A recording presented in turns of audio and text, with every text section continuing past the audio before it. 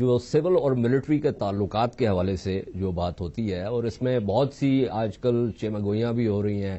ان میں سے ایک کا تعلق یہ بھی ہے، حالانکہ آرمی چیف نے ایک بیان خود بھی دیا تھا کہ وہ ایکسٹینشن نہیں چاہتے، لیکن یہ بھی ایک ریومر ملز پہ یہ بھی ہے کہ جی دباؤ جو ہے وہ سویلین حکومت پہ ہے کہ 1 سال کی ایکسٹینشن جو ہے وہ ملے. اسی طرح پچھلے دنوں ایک ڈان اخبار میں ہمارے دوست ہیں سیرل اولمیڈا، ان کو ہماری کوشش تھی کہ ان کو بھی اس پروگرام پہ شرکت کی دعوت دیں، لیکن ان کا جو ہے وہ نو ٹیلی ویژن کا ایک اصول ہے جس کی وجہ سے ہم ان کو اس پروگرام پہ نہیں بلا سکے. لیکن انہوں نے ایک ایکسکلوسو جو ہے وہ لکھا، اس میں ایک میٹنگ کا ذکر ہے کہ اس میٹنگ میں جو ہے وہ باضابطہ جو فارن سیکرٹری تھے انہوں نے یہ کہا کہ جب تک خطے میں تعلقات جو ہے وہ درست نہیں ہوں گے اس وقت تک جو ہے وہ پاکستان تنہائی کی طرف جائے گا، اور خطے میں تعلقات اس وقت تک درست نہیں ہو سکتے جب تک کچھ خاص گروپس ایسے ہیں کہ جن کے خلاف کارروائی نہیں کی جائے گی.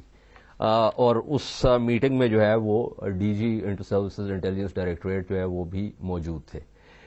پھر یہ بھی باتیں ہونا شروع ہو گئی کہ آرمی کے اندر کچھ جو ہے وہ تبدیلیاں جو ہیں وہ آ رہی ہیں، اور یہ 30 اکتوبر کا جو معاملہ ہے اس کا بھی ایک تعلق جوڑا گیا. تو بہت سی اس قسم کی چیمگوئیاں ہو رہی ہیں، اور یہ بات تو بہت دفعہ ہو چکی کہ جو خارجہ تعلقات ہے خاص طور پہ خطے کے اندر جس میں انڈیا اور افغانستان کا معاملہ ہے، اس کو فوج جو ہے اور ISI بہت قریب سے دیکھتی ہے، اور پرائمری ان پٹ جو ہے وہ ملٹری اور ملٹری کی انٹیلیجنس ایجنسیز کی ہے اور دفتر خارجہ کی اور پرائم منسٹر آفس کی نہیں ہے. تو سوچا کہ اس حوالے سے جو ہے ایک پینل ترتیب دیا جائے، اور اس پینل میں ہمارے ساتھ ڈاکٹر مصدق ملک ہیں جو کہ special assistant to the prime minister ہیں، منسٹر آف اسٹیٹ ہیں، اور وزیر اعظم کے ترجمان بھی ہیں. تو ظاہر ہے ان سے بہتر جو ہے اس حوالے سے کوئی بات نہیں کر سکتا. ہمارے ساتھ جنرل وحید ارشد ہیں. جنرل وحید ارشد اس لیے اس پینل میں موجود ہیں کیونکہ ان کی جو مختلف اپائنٹمنٹس رہی ہیں، finally was chief of general staff, اور پھر DG ISPR بھی رہے ایک زمانے میں، inspector general training and evaluation بھی رہے. تو یہ تمام چیزوں کو انہوں نے اس زمانے میں بہت قریب سے دیکھا، اور ان سے ہم یہ پوچھیں گے کہ فوج کا کیا کنسرنز کیا ہوتے ہیں. اور زاہد حسین صاحب جو کہ بہت قریب سے ان معاملات کو دیکھتے ہیں، اور ظاہر ہے اندر کی جو ہے وہ کہانی جو ہے اس کے بارے میں بھی ان کو عام طور پہ اطلاعات ہوتی ہیں. تو کہاں سے شروع کیا جائے؟ جنرل صاحب میں آپ سے شروع کرتا ہوں. فوج کے کیا کنسرنز ہوتے ہیں؟ یہ پہلی دفعہ کوئی باتیں نہیں ہوئی، یہ باتیں عام طور پہ ہوتی ہے کہ فوج کے کچھ کور کنسرنز ہیں، اور اس میں یہ ہے کہ جو فارن پالیسی کے معاملات ہیں ان کے اوپر ان کی ایک سیکورٹائزیشن جو ہے وہ ہو جاتی ہے، اور اس میں جو ہے وہ سویلینز کو بہت کم سپیس ملتی ہے to play around with their options. Honestly میرا ویو تھوڑا سا یہ سول ملٹری پہ ڈفرینٹ ہے کنوینشنل وزڈم کے لحاظ سے. اگر آپ دیکھیں میرے خیال میں اتنا بڑا مسئلہ نہیں جتنا شاید اس ملک میں ہم نے اس کو بنا دیا ہے. اور مجھے یہ کہنے میں بھی کوئی آر نہیں ہے کہ ہم اس کو اتنا بڑا مسئلہ بنا کے ہم ایکچولی اپنے دشمنوں کو ان کی جو پوائنٹ آف ویو ہے یا ان کی جو اسٹریٹجی ہے اس کو تقویت دیتے ہیں. سول ملٹری یہ چیز تو بڑی کلیئر ہے کہ ملٹری ایک اسٹیٹ انسٹیٹیوشن ہے، اسٹیٹ نہیں ہے، اسٹیٹ انسٹیٹیوشن ہے، it's part of the government. تو سول ملٹری کو وہ تو تھیوری ہے نا. جی تھیوری ہے. بات یہ ہے کہ جب ملٹری کی کوئی ڈیسائیڈنگ پاور نہیں ہوتی ان دا سینس کہ ملٹری ایک ادارہ ہے جو کہ گورنمنٹ کو اسٹیٹ کو اپنی ان پٹ دیتا ہے سیکورٹی کے ایشوز کے اوپر. اور پاکستان کی حالات اس کی 2-3 وجوہات ہیں کہ یہاں کی ملٹری کے ویو اتنے امبیڈڈ ہیں یا اتنی امپورٹنس گین کرتے ہیں کیونکہ ہماری ہسٹری ایسی ہے، ہمارے انسیکیور بارڈرز ہیں، شروع سے ملٹری ان میں انوالو رہی ہے، ملٹری ٹیک اوورز ہوتے رہے ہیں اس ملک میں، ملٹری اس ملک میں حکومت بھی کرتی رہی ہے. تو ملٹری کی جو انٹیگریشن ہے گورنمنٹ کے ساتھ پالیسی میکنگ میں اور ویوز دینے میں وہ ایز باقی ملکوں کی بنسبت زیادہ ہے. کوئی ایسا دنیا میں ملک نہیں ہے جہاں پہ ملٹری اپنے ویوز نہیں دیتی. ایبسلیوٹلی. لیکن مسئلہ یہ ہے کہ it's not just about input. Input تو اپنی جگہ پہ موجود ہے، لیکن جو آپ کی نیشنل سیکورٹی اسٹریٹجی ہے اس میں جو مینیجرز آف وائلنس ہیں وہ ملٹری اسٹریٹجی کی تو اور سیکورٹی کی تو ان پٹ دیں گے، وہ تو ساری دنیا میں ہوتا ہے. لیکن معاملہ یہاں پہ اس سے آگے بڑھ کے چلا جاتا ہے. اور اس میں ٹیک اوورز بھی ہوتے ہیں, اس میں پھر پریشرز بھی ہوتے ہیں, اور آج کل تو سوشل میڈیا بھی استعمال ہوتا ہے. دیکھیے بات یہ ہے کہ جب ملٹری اپنی ڈفرینس آف اوپینین کو ایک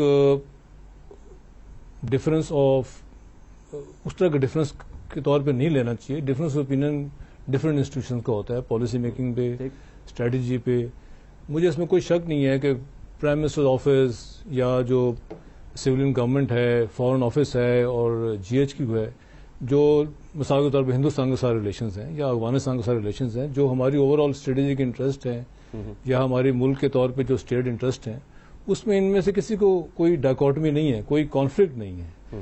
ڈفرینس آف اوپینین آتا ہے پرہیپس کہ اس کو کس طریقے سے آگے آپریشنلی میکنائزیشن میں فرق آتا ہے کہ کس طریقے سے آگے چلانا چاہیے. نہیں, لیکن ایز دے سے دا dual is in the detail, وہیں کہیں ڈیول تو نہیں ہے. Let me take this question to Zahid صاحب. زاہد صاحب, جو طریقہ کار ہے جس میں کس چیز کے اوپر آپ نے اسٹریس کرنا ہے اور پالیسی کی اس وقت جو ہے اس کے خد و خال کیا ہونے چاہیے, یہ وہ بہت سی اہم چیزیں ہیں کہ جہاں پہ ہمیں دکھائی یہ دیتا ہے, ماضی میں بھی دیکھا اور اب پھر یہ چیمہ گوئیاں ہو رہی ہیں کہ جہاں پہ سویلینز کی اپروچ جو ہے وہ ملٹری آنکلیو کی اپروچ سے بہت مختلف ہوتی. دیکھیں یہ بات تو صحیح ہے کہ جو پاکستان میں امبیلنس رہا ہے اس میں تو کسی کو وہ نہیں ہے کہ سول اینڈ ملٹری کے درمیان. اور جیسے جنرل صاحب خود بھی کہہ رہے تھے, صحیح کہہ رہے تھے کہ جو ہے یہاں پہ ایک پاکستان ایک نیشنل سیکورٹی اسٹیٹ ہے, اور دوسری طرف یہ ہے کہ جو ہسٹوریکل اور بھی رہے ہیں یہاں پہ ٹیک اوورس بھی ہوتے رہے ہیں, تو آرمی کا رول ایک رہا ہے. ہونا یہ چاہیے تھا کہ سویلینس کی ڈومینیشن ہونی چاہیے, لیکن اس میں اصل میں مسئلے بہت زیادہ سنگین بھی ہیں. دو طرفہ ہے. ایک تو یقینی بات یہ ہے کہ جو حالات ہیں اس کی وجہ سے اور زیادہ فوج کا اثر نفوذ بڑھتا جا رہا ہے, خاص طور پہ جو چند پالیسی ایشوز ہیں. اور دوسری بات یہ ہے کہ پچھلے چند سالوں میں انٹرنل سیکیورٹی بھی پوری طرح جو ہے فوج کے ہاتھ میں آ گئی ہے. اس کی وجہ تھی پشاور اٹیک کے بعد یا جو آپ کی فاٹا میں جو کارروائی ہو رہی تھی کاؤنٹر ٹیررزم جو ہے انسرجنسی کے خلاف جو ہو رہا تھا, تو اس کی وجہ سے ان کی جو ہے رہی تھی. لیکن اس میں ایک اور اس میں فرق تو ضرور پڑتا ہے. مطلب یہ ہے کہ جو سویلین اپروچ ہوتا ہے اس میں بہت ساری چیزیں وائڈر سینس میں بھی آتی ہیں. جب ملٹری کے پاس وہ پالیسی کے آتی ہے تو پھر ان کا ایک بہت نیرو اسپیکٹرم بھی ہو جاتا ہے, جو کہ ایک نیچرل دنیا بھر میں ہوتا ہے. بہت ہی اس میں صرف وہ سیکورٹی آسپیکٹ سے دیکھتے ہیں. ہمارے یہاں جو ہے یہ مسئلہ اس لیے بڑھتا جا رہا ہے کہ دونوں طرف سے, ایک تو یہ تھا کہ جو ہمارے حالات خراب ہوتے آ رہے ہیں سرحدوں کے, دوسری طرف یہ کہ ہماری خود بھی سویلین اتھارٹی جو ہے اپنے آپ کو اس بات کے لیے تیار نہیں کر سکی ہے کہ وہ پوری طرح جو ہے خارجہ پالیسی کے لیے کوئی لائعمل بتائے. نیشنل سیکورٹی بھی جو ہے اس کو اپنے جو ہے کوئی اس کے اپنے ویوز جو ہیں وہ اس میں بھی ایک پرابلم ہمیں نظر آتی ہے. تو یہ ایک دو طرفہ بات نظر آتی ہے. ایک طرف تو لیکن کہا تو یہ جا رہا ہے نا زاہد صاحب, کہا یہ جا رہا ہے کہ سویلینز یہ کہہ رہے ہیں کہ خطے میں تعلقات کی بہتری کے لیے بہت ضروری ہے, کنیکٹیوٹی کے لیے. اس میں سی پیک کا معاملہ بھی ہے جو کہ صرف شمالاً جنوباً نہیں ہے بلکہ مشرق مغرب بھی ہے, کہ جب تک کچھ غیر ریاستی جو عناصر ہیں ان کا استعمال بند نہیں ہوگا اس وقت تک یہ معاملات جو ہے وہ سدھار کی طرف نہیں جائیں گے. بے خیال یہ بات بالکل صحیح ہے, لیکن بہت دیر سے یہ خیال آیا.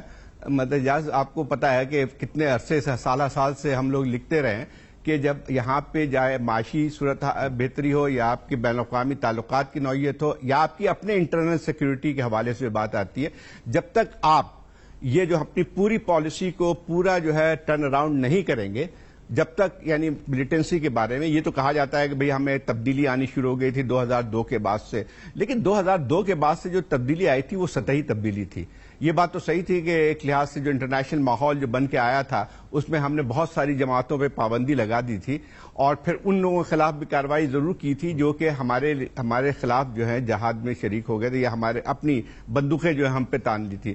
لیکن اوور آل ہماری پالیسی میں بہت زیادہ فرق نہیں آیا تھا, اور اس کے نتیجے میں آپ دیکھیں کہ ہماری جو ہے اس کا براہ راست تعلق جو ہے اس کے آپ کے آج کی انٹرنل سیکورٹی سے اس کا براہ راست تعلق ہے. دوسری بات یہ آتی ہے کہ جب آپ کے مطلب اب یہ لوگوں کو ابھی تک سمجھ میں نہیں آئی تھی کہ جو ہے دنیا تبدیل ہو چکی ہے. 2001 کے بعد سے کسی کی بھی جو ہے وہ نہیں ہے کہ وہ اس بات کی تیار ہو کہ آپ کسی حوالے سے I'll come to that. وہ جو چینج سیناریو ہے, جو انوائرمنٹ ہے اس کی طرف آتے ہیں. ڈاکٹر صاحب یہ جو میں نے ذکر کیا جس ایکسکلوسو کا جو ڈان میں آیا، اس کے بعد پرائم منسٹر آفس سے اس کی ایک تردید بھی آئی، لیکن اس تردید میں ایک تو یہ ہوا کہ اس میں 3 دفعہ تردید آئی، 2 دفعہ آئی. جو پہلی جو تھی اس میں ایک یہ تھا کہ یہ جو ہے this is based on fiction and half truths. اب اس میں فکشن کتنی تھی اور ہاف ٹروتھ کیا ہے اس کے اندر؟ بہت زیادہ اس سے کنفیوژن کریٹ ہوا اس ایک لفظ سے ہاف ٹروتھ، جس کی وجہ سے دوبارہ سے اس تردید کو ریسٹیٹ کرنا پڑا، کیونکہ سب نے سے یہی سوال پوچھا کہ اگر یہ ہاف ٹروتھ ہے تو پھر what is the other half. وہ ادر ہاف یہ ہے کہ یہ ہم بڑے بھرپور انداز میں آپ نے دیکھا ہے کہ نیشنل ایکشن پلان جو ہے اس کے لیے ایک امپلیمنٹیشن کمیٹی جو ہے اس کو ترتیب دیا گیا ہے، جس میں جنرل جنجوا جو ہیں اس کے اندر لیڈ رول پلے کر رہے ہیں، سو کوارٹر بیکنگ کر رہے ہیں اس پورے پروگرام کی. صوبوں کو بھی اتنا ہی ایکٹیویٹ نہیں کیا جائے گا اور مؤثر نہیں کیا جائے گا، صرف ایکٹیویٹ نہیں. جتنی وفاقی حکومت کرنے کی کوشش کر رہی ہے یا جتنی ہماری افواج کرنے کی کوشش کر رہی ہیں تو ہمیں خاطر خواہ کامیابی نہیں ہو سکے گی. تو اس ضمن کے اندر بے شمار معاملات جو ہیں وہ طے ہو رہے ہیں، بے شمار میٹنگز ہو رہی ہیں. یہ جو امپلیمنٹیشن کمیٹی ہے اس کی پروونشل امپلیمنٹیشن کمیٹیز بھی ہیں، اس کی فیڈرل امپلیمنٹیشن کمیٹی بھی ہے جو ایپیکس کمیٹی جو ہے اس کو رپورٹ کرتی ہے. تو اس تمام گفتگو کے اندر ہاف ٹروتھ یہ ہے کہ آبویسلی ہم نے اس ریزولوشن کو یا اس ریزالو کو ری ایٹریٹ کیا ہے کہ ہم نے اپنی سرزمین جو ہے وہ دہشت گردی کے لیے استعمال نہیں ہونے دینی. اور ہم کئی دفعہ آپ کے ساتھ بھی یہ پروگرام کر چکے ہیں جس میں آپ نے آئیڈینٹیفائی کیا کہ اس گروپ کے متعلق کیا خیال ہے اور اس گروپ کے متعلق کیا خیال ہے اور فلاں صاحب جو ہیں ان کو کیوں نہیں پکڑتے اور ان صاحب کو کیوں چھوڑ رکھا ہے. تو ایک نئے ریزالو کے ساتھ پالیسی کو آگے بڑھا رہے ہیں کہ تمام یہ جو ایکسیپشنز بار بار جن کا ذکر آ رہا ہے ان کو کم ترین کیا جائے یا ختم کیا جائے، اور ایک ریزالو کے ساتھ پاکستان میں جتنی بھی دہشت گردی کے اڈے استعمال جو بیرونی طاقتیں، یہ آپ یہ مت سوچیے کہ یہ صرف انٹرنل ہیں، ان کے لنکس ہیں بیرونی طاقتوں کے ساتھ، ہمسایہ ممالک کے ساتھ بھی، دہشت گردوں کے ساتھ. آپ یہ کہہ رہے ہیں کہ میٹنگ میں بالکل ایک نئے ریزالو کے ساتھ یہ بالکل بات ہوئی کہ یہ جو استثناء ہے یہ ختم ہونا چاہیے، کیونکہ کچھ گروپس ایسے ہیں جن کا ذکر بار بار آتا ہے. وہ آپ کے امریکہ کے ساتھ تعلقات میں بھی آتا ہے، وہ آپ کے انڈیا کے ساتھ تعلقات میں بھی آتا ہے، وہ آپ کا افغانستان کے ساتھ تعلقات میں بھی آتا ہے. تو اب فیصلہ یہ ہوا ہے کہ ابو سفیان کا گھر جو ہے وہ نہیں کسی کے لیے بنایا جائے. اصل میں یہ بات تھوڑی سی مختلف ہے. بات جو اصل میں ہو رہی ہے بہت دیر سے ہو رہی ہے، یہ بات اب نہیں فیصلہ کیا گیا ہے، یہ فیصلہ چل رہا ہے. اس کے اندر آپ کیونکہ خود بھی اسٹریٹجی کے ماہر بھی ہیں اور طالب علم بھی ہیں تو آپ سمجھتے ہیں کہ طالب علم زیادہ ہوں، ماہر بھی ہیں ماشاءاللہ، میں آپ سے کئی مرتبہ استفادہ حاصل کر چکا ہوں. تو جب آپ اسٹریٹجی کے اندر آگے جا رہے ہوتے ہیں تو آپ چیزوں کو سیکوینس کرتے ہیں. تو یہ جو بات کو جس طریقے سے جو رخ دیا جا رہا ہے کہ کوئی چیز اب ہوئی ہے اور ایک دم جو کوئی تناؤ پیدا ہوا ہے، یہ ہماری ایک اسٹریٹجی ہے جس پہ ہم چل رہے ہیں. اس کی زد میں کئی گروپس آ چکے ہیں، اس کی زد سے ایک آدھ گروپ بچ چکا ہے. ہم یہ چاہتے ہیں کہ ہم اس کو زیادہ مؤثر کریں اور امپلیمنٹیشن کمیٹی بنانے کا مقصد یہ ہے، جنرل جنجوا کو کوارٹر بیکنگ کا کام دینے کا مقصد یہ ہے کہ اس کو زیادہ مؤثر بنایا جائے.